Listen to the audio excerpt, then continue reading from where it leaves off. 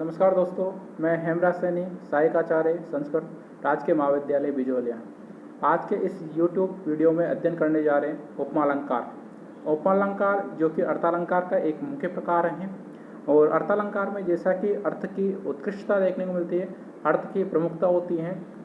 और उपमालंकार का जो लक्षण है वो इस प्रकार आता है। प्रस्फुटम सुंदरम साम्यम उपपत्ते अभिधीयते, अर्थात प्रस्फुटम अर्थात जो अर्थ होता है वो प्रस्फुटित होता है, सुंदरम और जो अर्थ होता है वो सुंदर होता है, और साम्यम अर्थात उपमा अलंकार में समानता होती है, उपमेत्य अर्थात उपमेय की उपमान के साथ में, इसीलिए इसे उपमा इति अभिधीयते अर्थात उपमा अलंकार कहा जाता है। तो स्पष्ट रूप से यहाँ पर दो पदों के मध्य में समानता होती है, दो पदार्थों के मध्य में समानता होती है, अर्थात उपमेय और उपमान इन दोनों में ही समानता देखने को मिलती है, अर्थात उपमेय की उपमान के साथ में यहाँ पर समानता द्योतित होते हैं। अगली जो पंक्ति है लक्षण की वो है कि साम्यम वाच्यम वेदरमयम वाक्य के उपमा द्वयो, अर्थात उपमा जो द्वयो अर्थात उपमा के जो भेद है वो दो प्रकार के कहे गए, एक तो लुप्तोपमा और दूसरा है पूर्णोपमा। तो साम्यम अर्थात जहाँ पर समानता होती है वाच्यम अर्थात वाक्यों में, और वेदरमयम और विषमता होती है। तो समानता और विषमता के भेद से सामान्यतः जो अनुप्रास अलंकार है वो दो प्रकार का होता है, अर्थात पूर्णोपमा होता है और एक लुप्तोपमा होता है। तो भेदाभेद प्रधान अलंकार भी कहा जा सकता है इसे, क्योंकि भेद और अभेद होता है, या उपमान और उपमेय में इस प्रकार की समानता होती है या एक दूसरे को इस प्रकार से आच्छादित करते हैं कि उन्हें आप अलग नहीं कर सकते, या जो उपमेय होता है उपमेय पर उपमान का आरोप होता है, अर्थात आरोप यद्यपि रूपक अलंकार में भी होता है और रूपक अलंकार भी भेद अभेद मूलक अलंकार ही है। तो यहाँ पर इस प्रकार से उसको आच्छादित किया रहता है उपमान को उपमेय कि उसका यहाँ पर पता नहीं लगता। जैसा कि एक उदाहरण आता है कि कमलम इव मुखम, तो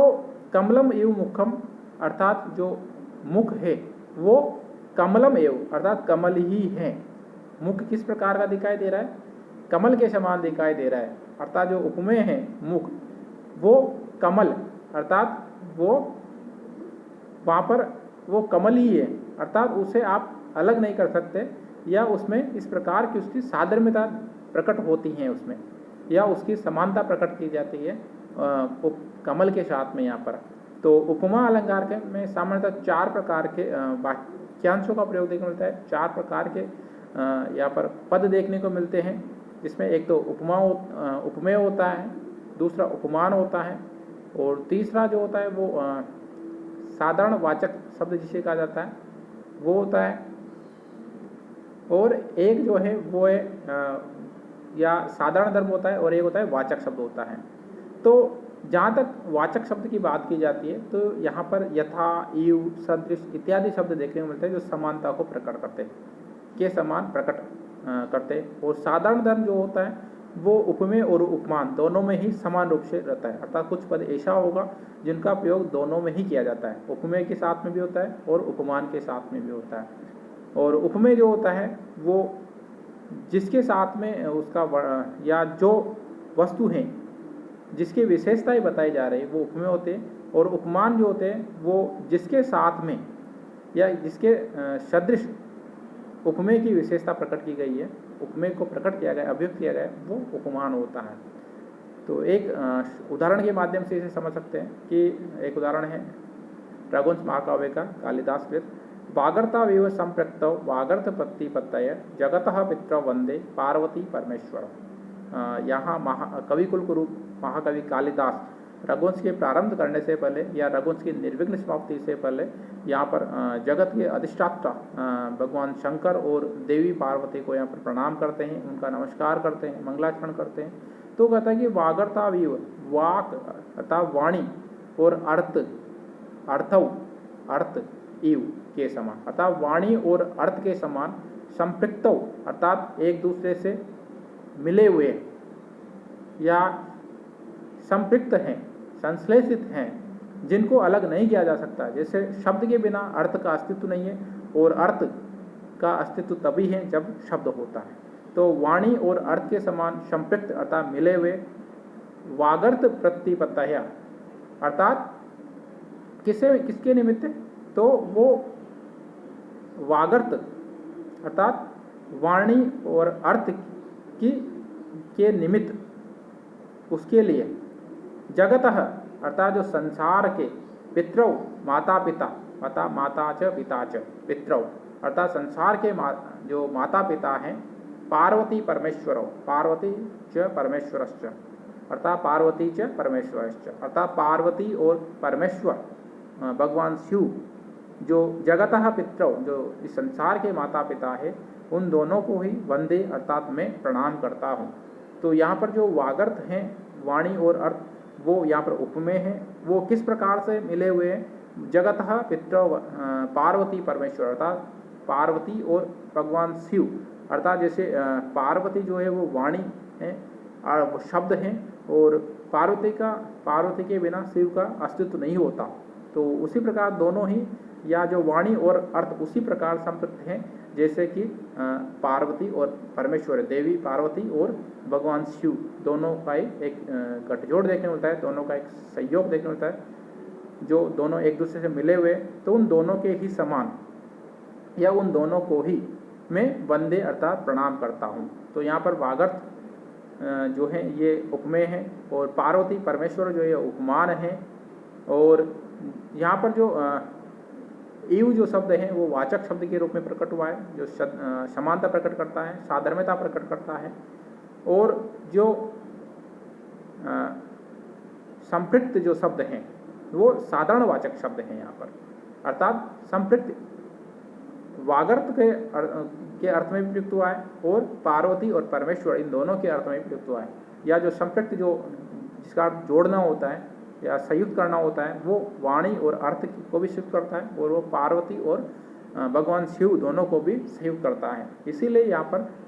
साधर्म्य मूलक अर्थात उपमा अलंकार देखने को मिलता है इस उदाहरण में। एक और उदाहरण देखने को मिलता है, यद्यपि अनेक उदाहरण हैं महाकाव्यों काव्यों में उपमा अलंकार के, और समानता प्रकट करने के लिए मुख्य रूप से कवि उपमा अलंकार का ही सुंदर प्रयोग करता है। और लोक या लौकिक संस्कृत साहित्य में शुक्ति भी है उपमा कालिदास से, अर्थात जो महाकवि कालिदास हैं उनकी उपमा अत्यंत महत्वपूर्ण है, अत्यंत परिवर्धित रूप में देखने को मिलते हैं, परिष्कृत रूप में देखने को मिलते हैं। या उपमा के प्रयोग में कालिदास निपुण कवि कहा जा सकता है, सिद्धस्थ कवि कहा जा सकते हैं, क्योंकि सबसे ज़्यादा जो उपमा है वो या अलंकार हैं अलंकार उसका प्रयोग कालिदास ने अपने महाकाव्यों में किया है। तो एक और उदाहरण है, क्षणात् प्रबोधम आयाति लद्यते तमसा पुनः निर्वाशयतः प्रतिपश्ये सिक्केव जरतो मति अर्थात जो जरतो मति अर्थात वृद्ध पुरुष के बुद्धि वो किस प्रकार होती है, वो निर्वाश्यत प्रतिपश्य अर्थात बुझते हुए दीपक के समान की सिकेव सिका इव अर्थात सिका के समान अर्थात बुझते हुए दीपक की लो जिस प्रकार उसकी जो शिका होती है लो होती है वो धीरे धीरे हो जाती है, तो उस प्रकार की जो बुद्धि है वृद्ध पुरुष की जो बुद्धि होती है वो बिल्कुल अल्पज्ञ हो जाता है, मंद बुद्धि होती है। तो सिका के समान क्षणात अर्थात क्षण भर में ही प्रबोधम आयाति अर्थात वो प्रबुद्ध हो जाती हैं, वो मिट जाती है। और प्रबोधम आयाति और लगे थे तमशापन और क्षण भर में अंधकार से वो आवृत हो जाती हैं। अर्थात यहाँ पर जो वृद्ध की जो बुद्धि है या इस प्रकार से भी कर सकते हो, क्षणात प्रबोधम आयाति अर्थात जो प्रबोध जो वृद्ध पुरुष होता है यहाँ पर उपमेय है। और प्रतिपश्य शिके और निर्वाश्यत प्रतिपश्य जो ये है पद है ये यहाँ पर उपमान के अर्थ में व्यक्त हुआ है। और सिका ईव जो शब्द आए वो यहाँ पर वाचक अर्थ में आया है। और किस प्रकार होता है कि प्रबोधम आयाति लंघ्यते जो इस प्रकार से जो शब्द हैं आवृत जो शब्द हैं वो सामान्यतः यहाँ पर साधारण वाचक शब्द हैं क्योंकि दोनों को ही अर्थ को प्रकट करता है, इसीलिए यहाँ पर उपमा अलंकार देखने को मिलता है। तो आपको आपके पाठ्यक्रम में दोस्तों आपको लक्षण और उदाहरण दोनों को ही कंठस्थ करना है। यद्यपि यदि आप लक्षण को कंठस्थ करते हैं तो उदाहरण में या किस उदाहरण में कौन सा अलंकार घटित होता है उसके बारे में आपको अच्छे से आना चाहिए। तो लक्षण को अच्छे तरह से समझना है और उसके उपरांत ही आपको जो प्रत्येक जो अलंकार हैं, जिस अलंकार का उदाहरण है उस उदाहरण को भी आपको जहाँ तक हो सके कंठस्थ करना है, क्योंकि जो संस्कृत भाषा है वो कंठस्थीकरण पर ज़्यादा जोर देती है। तो जितना कंठस्थीकरण करोगे, कंठस्थ करोगे, जितना ज़्यादा याद करोगे, उतना ही आपके एग्जाम परीक्षा में उतना ही आपको वो उपयोगी सिद्ध होगा।